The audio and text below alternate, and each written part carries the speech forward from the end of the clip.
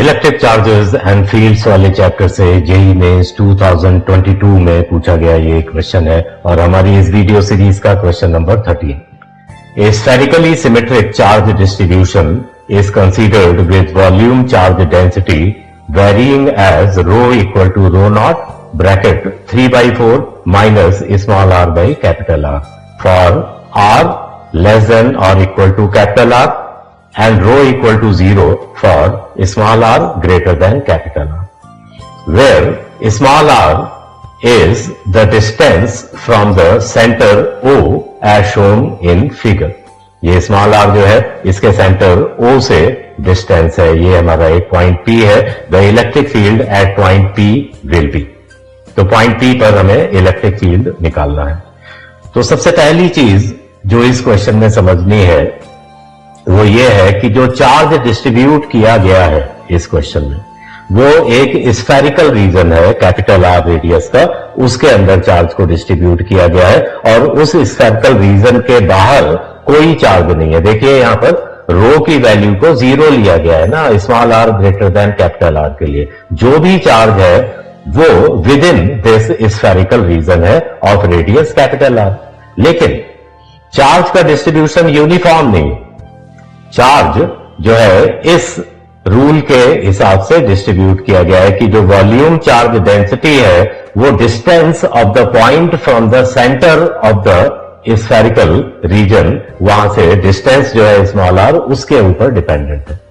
तो इस क्वेश्चन को हमें सॉल्व करना है, पॉइंट P पे इलेक्ट्रिक फील्ड इंटेंसिटी निकालनी है, गॉस थ्योरम का इस्तेमाल करना होगा। तो पॉइंट P से पास होता हुआ एक गॉसियन सरफेस हमें विजुलाइज करनी है जो कि स्मॉल r रेडियस की एक स्फेरिकल गॉसियन सरफेस होगी। और गॉस लॉ जब हम लगाएंगे तो उसमें गॉस लॉ क्या होता है, net flux is equal to enclosed charge divided by epsilon naught. तो हमें इस स्फेरिकल रीजन जो है स्मॉल r रेडियस का, इसके अंदर कितना चार्ज एनक्लोज्ड है वो हमें निकालना होगा। तो सबसे पहले चलो हम वही कैलकुलेशन कर लेते हैं, फिर गॉस थ्योरम पे बाद में लौट कर आएंगे।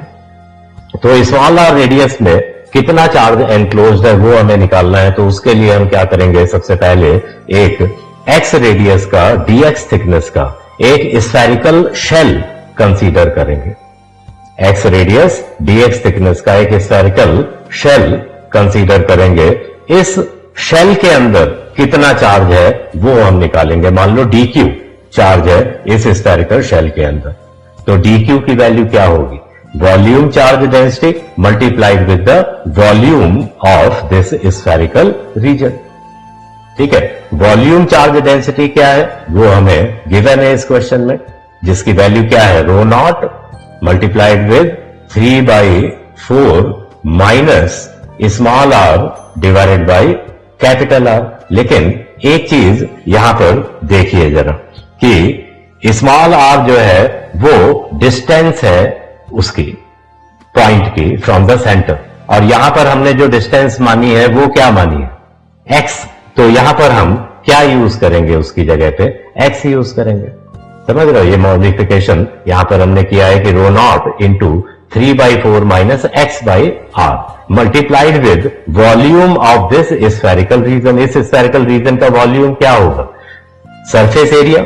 स्फीयर का सरफेस एरिया कितना है, 4πx², x रेडियस है इसकी, multiplied with the thickness dx, ये इसका वॉल्यूम हो जाएगा। जो व्हाइट में जो रीजन हमने दिखाया हुआ है इसका वॉल्यूम क्या होगा, 4πx² सरफेस एरिया है इंटू द थिकनेस।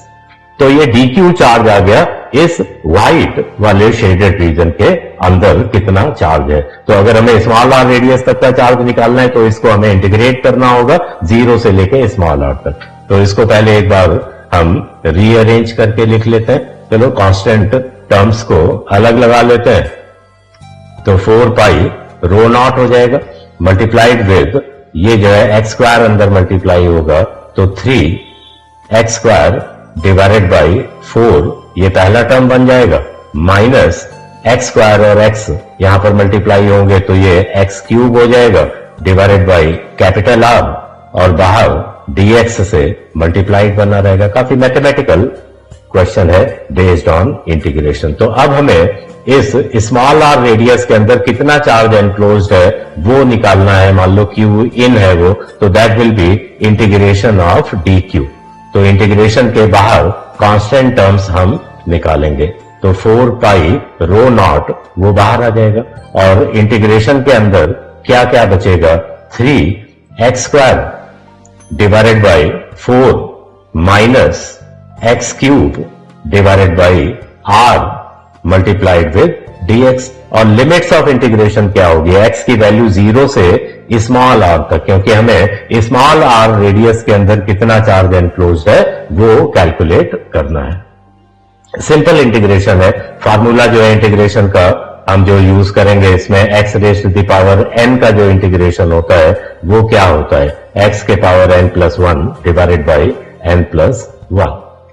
तो ये इंटीग्रेशन का यहां पर इस्तेमाल होना है। तो क्यू इन की जो वैल्यू है वो हम क्या लिखेंगे इसमें, तो Q in is equal to 4 pi rho naught multiplied with, integration करने के बाद ये क्या हो जाएगा, देखिए 3/4 मल्टीप्लाइड विद, यहां पर ये x² का इंटीग्रेशन क्या होगा, x³ डिवाइडेड बाई 3, ये फार्मूला लग रहा है यहां पे, माइनस x³ का इंटीग्रेशन क्या होगा, x के पावर 4 डिवाइडेड बाई 4, तो 4 इंटू r हो जाएगा। और लिमिट्स ऑफ इंटीग्रेशन क्या है, 0 से स्मॉल r, ये हो जाएगा। ऑलराइट, तो यहां पर ये 3 और ये 3 ये कैंसिल हो जाएगा। और एक चीज और देखिए, इंटीग्रेशन की जो लिमिट्स है वो रखने से पहले ये जो 4 है यहां पर उसको भी बाहर निकाल लेते हैं, ये बाहर वाले 4 से कैंसिल हो जाएगा। तो बाहर जो कांस्टेंट बचेगा वो बचेगा 4 pi rho naught multiplied with, यहां पर जो बचेगा ये x³ आ गया ये केवल, ठीक है, 4 बाहर जा चुका है, minus x raise to the power 4 divided by r। और लिमिट्स ऑफ इंटीग्रेशन क्या है, 0 से स्मॉल r।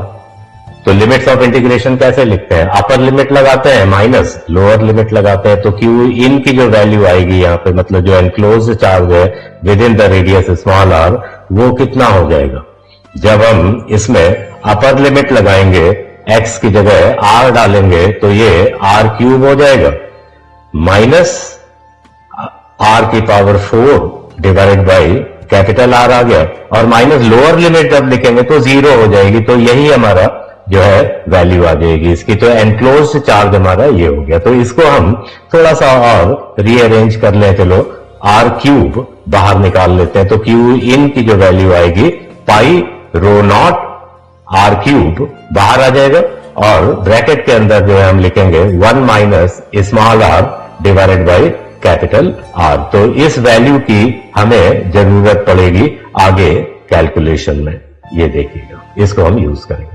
तो अब हमें क्या करना है, r डिस्टेंस पे इलेक्ट्रिक फील्ड निकालना है। तो r रेडियस का हमने एक स्फेरिकल गॉसियन सरफेस यहां पे सेलेक्ट किया।